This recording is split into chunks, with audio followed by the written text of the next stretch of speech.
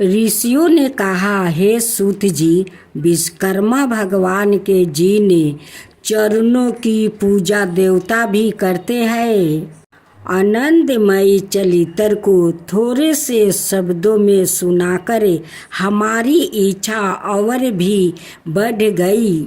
जिस प्रकार भट्ठी से अग्नि प्रचंड होती जाती है, ठीक इसी प्रकार जयो जयो हम विश्वकर्मा भगवान का चरित्र सुनते हैं, तयो तयो उसके सुनने की इच्छा और भी बढ़ती जाती है।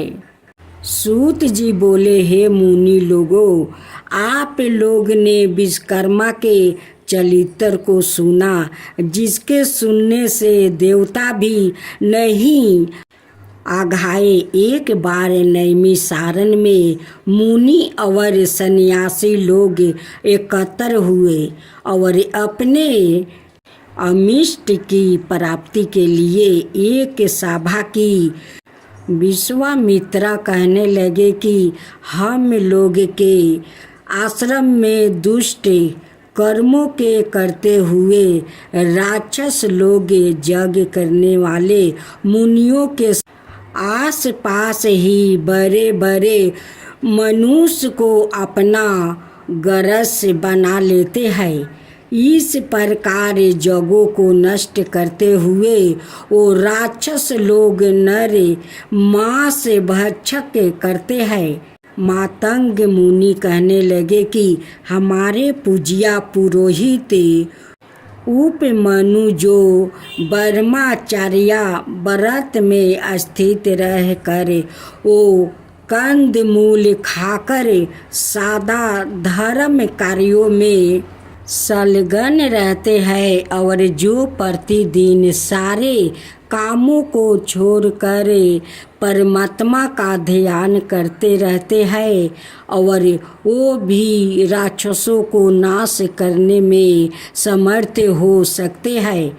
इसलिए अब हमें इनके करतूतों से बचने का कोई उपाय अवश्य करना चाहिए।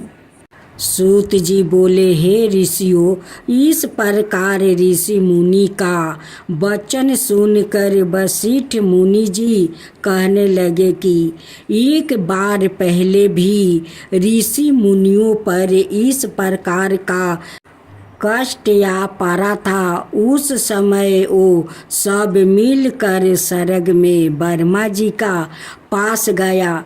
चतुर्भुजा ब्रह्मा ने पद्मासन लगाए हुए शांत भाव से ध्यान अवस्था में उन्होंने ऋषियों मुनियों को देखा, जो दुख से छूट कर देने वाले शिव रूप भगवान का ध्यान कर रहे थे। उन प्रभु जो सबका पिता है, यह सब बात यादी से अंत तक जान ली और ऋषि मुनियों को दुख से छुटकारा पाने के लिए विश्वकर्मा भगवान की गाथा का उपदेश दिया। सूत जी बोले, हे ऋषियों, इस प्रकार उनके वचन सुनकर विश्वामित्र मुनि को बड़ा आश्चर्य हुआ और वो जरा निकट आ गया। तब ब्रह्मा के बताए हुए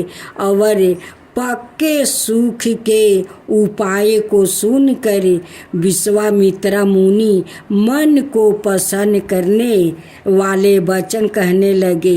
विश्वकर्मा मुनि बोले कि मुनि लोग, आप लोग वशिष्ठ जी के कथन को सुना।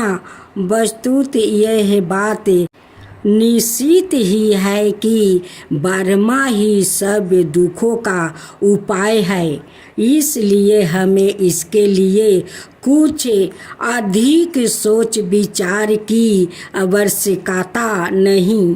सारे पापों को दूर करने वाला और दुखों को हटाने वाला एक ही ब्रह्मा है। सूत जी बोले, ऋषि लोग ने ध्यान पूर्वक सुना और गर्दन मणि से कहने लगे कि विश्वकर्मा मुनि ने ठीक ही कहा है कि ब्रह्मा की ही शरण जाना उपसुकत है। ऐसा सुन सब ऋषि मुनियों ने स्वर्ग को प्रस्थान किया और राक्षसों से हुए अपनी दुर्दशा ब्रह्मा को सुना सके। मुनियों के इस प्रकार कष्ट को सुनकर ब्रह्मा जी को बड़ा आश्चर्य हुआ। उसी समय ब्रह्मा तेज से प्रकाशित अपनी आँखों को मूंद कर विचरण मगन हुआ। इस प्रकार राक्षसों द्वारा की गई सारी दुर्दशा को समझ ब्रह्मा जी जो बड़े तेजस्वी थे, मन को आनंद देने वाले वचन कहने लगे। ब्रह्मा जी कहने लगे कि हे मुनियों, राक्षसों से तो स्वर्ग में रहने वाले देवता को भी भय लगता रहता है, फिर मनुष्यों का तो कहना ही क्या, जो बुढ़ापे और मृत्यु के दुखों में लिपित रहते हैं। सुनो, उन राक्षसों को नाश करने में महातेजस्वी विश्वकर्मा ही है, जो सब प्रकार के बलों से युक्त है और सारे विश्व में प्रसिद्ध है। उसी की पूजा से तुम लोग राक्षसों को नष्ट करने में समर्थ हो सकते हो। इस वास्ते उसी दयालु विश्वकर्मा की शरण में जाओ। देवताओं को हवि के बचाने वाला अग्नि नाम का देवता संसार में प्रसिद्ध है। उसी का पुत्र जगों में श्रेष्ठ पुरोहित होता है। अंगिरा उसका नाम है और सब मुनियों में श्रेष्ठ है। वही आपको दुखों से पार कर देगा, इसमें कोई संदेह नहीं है। इसलिए हे मुनियों, आप उन्हीं मुनि श्रेष्ठ के चरण कमलों को छुओ और उन्हीं से अपने को कष्टों से मुक्ति पाने के लिए प्रार्थना करो। सूत जी बोले कि ब्रह्मा जी के कथन अनुसार ऋषियों ने सब जग अनुष्ठान आदि किए और अंगिरा ऋषि के वचनों को सुनने के लिए उत्साह हुआ। अंगिरा ऋषि कहने लगे कि हे मुनियों, तुम लोग क्यों इधर उधर मारे मारे फिरते हो? दुखों को काटने में विश्वकर्मा के अतिरिक्त और कोई भी समर्थ नहीं है। इसलिए तुम्हें चाहिए कि जितेंद्रिया रहते हुए अमावस्या के दिन अपने साधारण कर्मों को रोक कर भक्ति पूर्वक विश्वकर्मा की कथा सुनो, जिसके सुनने से मात्रा से जन्म जन्मांतर के पाप नष्ट हो जाता है। मुनि लोग ब्रह्मचर्या व्रत में स्थित हो विश्वकर्मा देव की पूजा द्वारा ध्यान करते हुए सब प्रकार के दुखों को प्राप्ति करते हैं। सूत जी कहने लगे कि मुनियों लोग इस प्रकार महर्षि अंगिरा के वचनों को सुनकर अपने अपने आश्रमों को चले गए और जग में विश्वकर्मा देव का पूजन किया, जिसका परिणाम यह हुआ कि उसकी पूजा से सारे राक्षस भस्म हो गया, जग विघ्नों से रहित हो गया और नाना प्रकार के दुखों से संपन्न हो गया। जो मनुष्य भक्ति पूर्वक विश्वकर्मा को चिंतन करता है, वो सुखों को प्राप्ति करता हुए संसार में बड़े पद को प्राप्ति करता है। सूत जी बोले, हे मुनियों, मैं आपसे सब लोकों में विख्यात श्री विश्वकर्मा का महात्म्य फिर कहता हूँ, तुम ध्यान से सुनो। उज्जैन नगरी में एक सर्वश्रेष्ठ धर्म तत्पर उदार धनंजय नाम का सेठ था। उस सेठ का कोष से खजाना लाल मोती हीरे जवाहरात से ऐसा भरा था जैसा कुबेर का भंडार भरा हो। विवाह व्यवहार अभियोग रोग संकट में प्रत्येक मनुष्य उसके धन का उपयोग किया करता था। उपकार में लगे हुए इस सेठ का धन छीन हो गया और वो ऐसा दुख पाने लगा जैसा कीचड़ में फंसा हुआ हाथी दुखी होता है।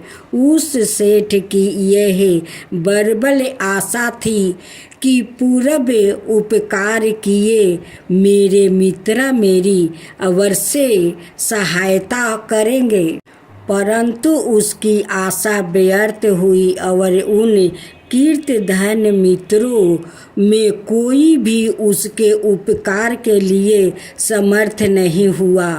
उसके मित्र क्षण मात्रा में शत्रु हो गया और वो उपकीर्त मित्र ही सबर प्रथम उसे सेठ की निंदा करने लगे। उसके वो पुराने मित्र अपनी दृष्टियों को छिपा छिपा कर निकल जाते थे। बात तो यह है कि स्वार्थी मित्र विपत्ति में साथी नहीं हुआ करते हैं। इस नीच वृत्ति से उस धनंजय सेठ को एक बैरागी ही संसार से विरचिति और मनुष्यों से घृणा उत्पन्न हो गई। वो अपने नगर को छोड़कर और कीर्तधनों के मुख पर थूक कर वन को चला गया। कंद मूल फल आदि से अपनी विरचित करता था और मनुष्य मात्र को देखकर दूर भाग जाता था। एक बार घूमते हुए सेठ ने पर्वत की गुफा पे पद्मासन बांधे संत लोगों से व्यापत लोमस मुनि को देखा। उस धनंजय ने उस मुनि को कोसों से व्यापत देख कर पोसु समझ गया और कीर्तिहल तमाशा की इच्छा से उसके पास अच्छी तरह बैठ गया। मुनि ने पास बैठे हुए धनंजय से पूछा, हे महात्मन, कुशल तो हो, कहाँ से पधारे हो? उस धनंजय ने इस पशु को मनुष्य के सामने बोलता देख कर बड़ा अचंभा किया और पराम से अपना सारा वृत्तांत उस महर्षि को सुना दिया। यह सुनकर मुनि श्रेष्ठ धनंजय से बोला, यदि तुझे पापी कीर्तधनों से घृणा है तो तू कैसे विश्वकर्मा से विमुख हो रहा है? हे श्रेष्ठ, सब दुखों के भागने की शक्ति वाले तुझको उसी विश्वकर्मा ने बनाया है। ओ विश्वकर्मा को भूल जाने से कैसे सुख मिल सकता है? नासिक कीर्तधन उपकार को तब ही भूलता है जब वो प्रथम परमेश्वर को भूल जाता है। इसलिए तू अद्भुत शक्ति वाले विश्वकर्मा की शरण को प्राप्ति कर। उद्मूल जगत के कारण उस विश्वकर्मा के नाना रूप है। कोई रूप बुद्धबाहु, कोई चतुर्बाहु और कोई सद्बाहु का है। इसी प्रकार एक मुख, चतुर्मुख और पंचमुख के रूप है। मनुमय त्वष्टा शिल्पी और दैग से विश्वकर्मा का साकार रूप के पुत्र है।